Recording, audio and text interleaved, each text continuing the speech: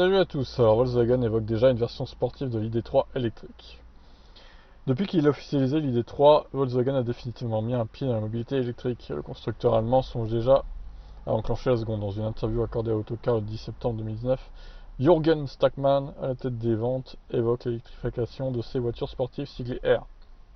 L'ID3 R serait déjà dans les tuyaux pour une commercialisation d'ici 2024. Les sportifs s'appuieraient sur l'ajout d'un moteur haute performance pour garantir une transmission intégrale du coup. La ID3 aura une version sportive. Si il y a un avenir pour la marque R, il doit être électrique. C'est simple, ça ne sera pas l'année prochaine puisque nous devons définir ce que R signifie dans le monde électrique. Bah des voitures plus puissantes quoi tout simplement.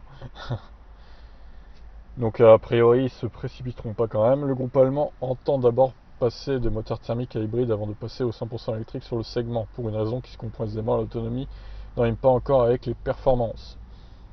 Aujourd'hui, si vous regardez l'électrique et la performance, c'est une histoire de compromis, et vous payez l'addition avec une petite autonomie. Nous devrions être capables de proposer quelque chose qui a du sens d'ici 5 ans, mais il faut beaucoup d'ingénieurs et c'est compliqué sans véritable expertise. Jürgen n'oublie pas de rappeler que les voitures électriques offrent déjà une accélération fulgurante, voire étonnante. Il indique ainsi que l'ID3 normal accélère comme une GTI de 0 à 60 km/h. C'est sur les vitesses plus élevées que le moteur doit être bridé pour préserver la batterie et garantir une autonomie acceptable. Volkswagen pourra s'appuyer sur les prestations de son IDR, un bolide taillé pour la performance, qu'elle dépoussiérait 3 records ces derniers mois, à Pixpeak, au Nürburgring et à Goodwood.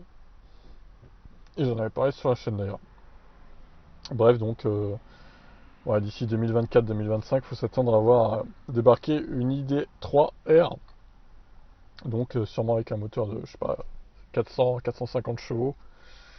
Et avec une grosse batterie. Une voiture qui accélérait, je sais pas, comme la Model 3 Performance en 3 secondes, sûrement. Mais bon, on voit quand même qu'ils ont du retard parce que Tesla le fait déjà, ça. Et finalement, ça bouffe un peu l'autonomie, mais pas non plus énormément, quoi. Donc ça, c'est un petit peu un faux argument.